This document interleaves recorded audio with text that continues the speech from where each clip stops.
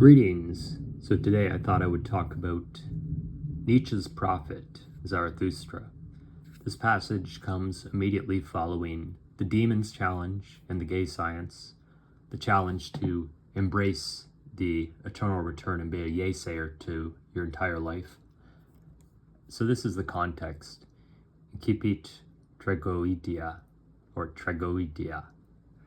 My Greek teachers are going to curse me, but this basically means goat song, and it's something that Nietzsche wrote a lot about. He wrote about Greek tragedy, and the etymology is thought to be the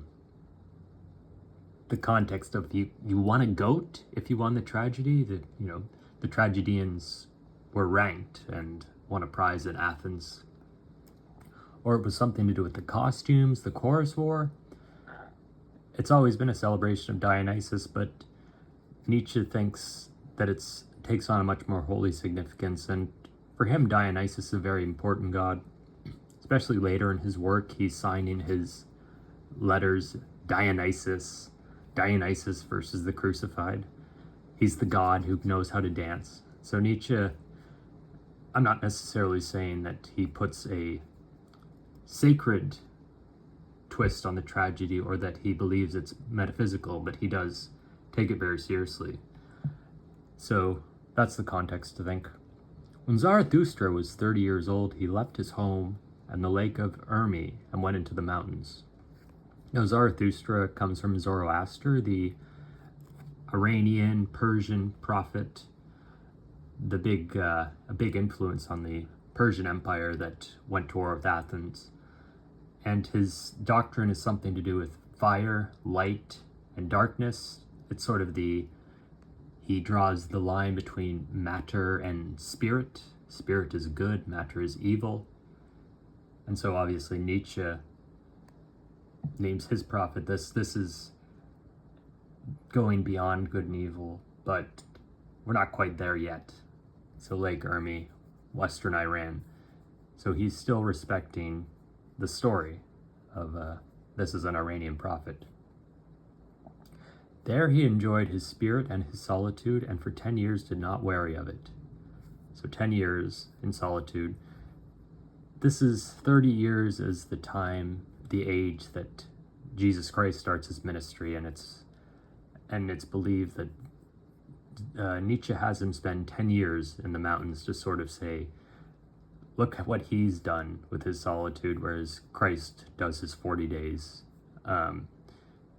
of fasting in the desert where he's tempted by the devil. But things change for Zarathustra at the age of 40. But at last his heart changed, and rising one morning with the rosy dawn, he went before the sun and spoke thus to it. Now, just to remember the sun, very important symbol in Platonic philosophy and really all philosophy. It's that thing which gives us the ability to see, and it's symbolic in Plato, but it also has this idea that it is the idea, and that's what gives form to a computer, is the form of the computer. That's the only way we can understand it. So sun as sight is not something we see, it is sight. So this is, again, Nietzsche has some harsh words for Plato, to say the least, but that's one way to think about it. Thou great star, what would be thy happiness if thou hadst not those for whom thou shinest? So again, he's thinking about perhaps leaving his solitude, going to becoming a minister or priest like Christ. For 10 years hast thou climbed hither unto my cave. Thou wouldst have wearied of thy light and of the journey, had it not been for me, mine eagle and my serpent. So there has to be, his idea of the sun is very, I guess you would say, optimistic. He has a joyous love. The book's called The Joyous Wisdom, or The Gay Science. And so he wants to share this, and the eagle and the and my serpent. Eagles are obviously a symbol of royalty, the eagle of Prussia, the Prussian flag, but also to say it's something that circles, right? Circles. So we got eternal recurrence, the eternal return, and the serpent also coils. There's obviously symbolism of the serpent eating its own tongue, and there will be a scene later where the serpent chokes a shepherd, and the shepherd has to bite the poison. It has to embrace that poison of the eternal return in order to live for their future. So, but we awaited thee every morning, took from thee thine overflow, and blessed thee from it, for it. So again, there's not any question. It's the 300 or 400 years since the question of whether the earth or the sun revolve around each other has been settled. But so this idea of why is this big burning fire in the center of the universe, and what is it? Why is it giving us this? And this is Nietzsche's, at least his early philosophy. It's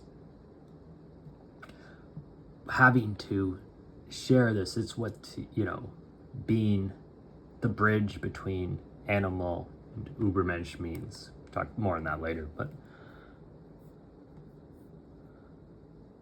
so his overflow. Lo, I am weary of my wisdom like the bee that hath gathered too much honey. I need hands outstretched to take it.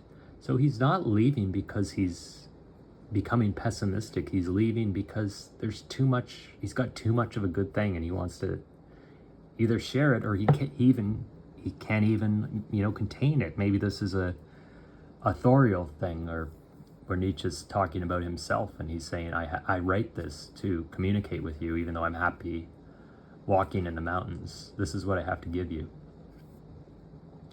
I would fain bestow and distribute until the wise have once more become joyous in their folly, and the poor happy in their riches. So this is, again, the Copernican age, Descartes, Kant, getting into the early era of Darwinism and sort of starting to apply it to human beings. But science is dominant, and not just dominant, it's becoming a tool. It's becoming a tool to service industry and man. So he wants to maybe make the wise more joyous. Like, let's not be as utilitarian about philosophy. And the poor happy in their riches. You could say this is sort of, I don't want to say poverty tourism, but the simplicity of country life. And I don't think we should look at it in a negative way, because to some extent, this is Zarathustra's life. The poor happy in their riches. He's happy because he has the sun, the serpent, the eagle. He has his simple life, and he's the burning star now. He's the one who has to overflow to sort of teach the wise how to become joyous. So not all philosophy is about, sitting in a room and writing a huge book, although Nietzsche does plenty of that. It's about conversation. It's kind of what I'm doing right now, and I don't know how many of you are left in 9 minutes into my video, but yes, you and I are doing what Nietzsche did 140 years ago. Therefore must I descend into the deep as thou dost in the evening, when thou goest behind the sea, and givest light also to the nether world, thou most rich star. Hey, this is also a bit condescending. They need him. But he's also sort of saying that, you need them too. Like thee must I go down, as men say, to whom I shall descend. Bless me then, thou tranquil eye, that canst behold even the greatest happiness without envy.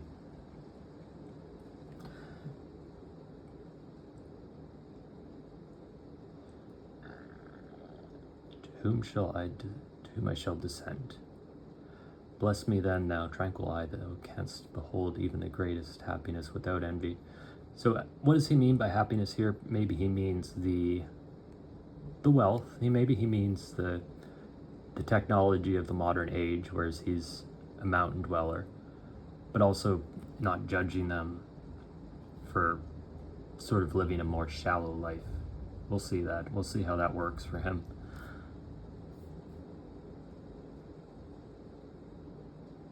Bless the cup that is about to overflow, that the water may flow golden out of it and carry everywhere the reflection of thy bliss. Again, this is the sun, but it's also Zarathustra. They're both burning power, one of nature, one of philosophy.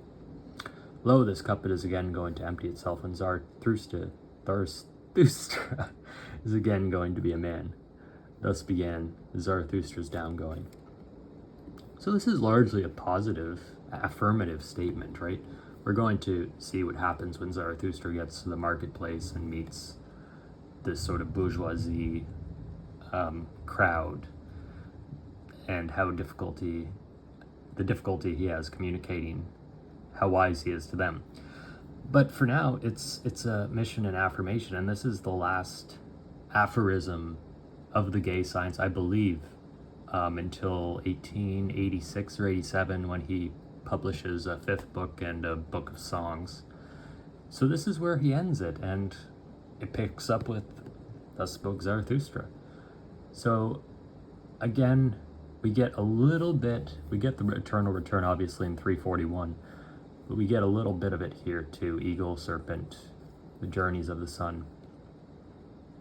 And later we're going to get the Übermensch, sort of mankind as a bridge. Maybe it's better to say that it's the idea of man as a bridge, not really the Übermensch, because that, has connotations of power and war, which Nietzsche's not above talking about. But in this sense, it's a philosophical mission to go beyond sort of what he calls the last man, because man is just a bridge. So that's, if we decide to read Thus Spoke Zarathustra, then we can get into that. But also the eternal return is going to be the main idea communicated here within the Thus Spoke Zarathustra proper. Anyway, I'm not a professional philosopher. I took a few courses in university, but it's a passion for me, and I enjoy interacting with it like this. I like to read it, and maybe I get what the author's saying, maybe I don't. Does it even matter, really? I don't know if it matters.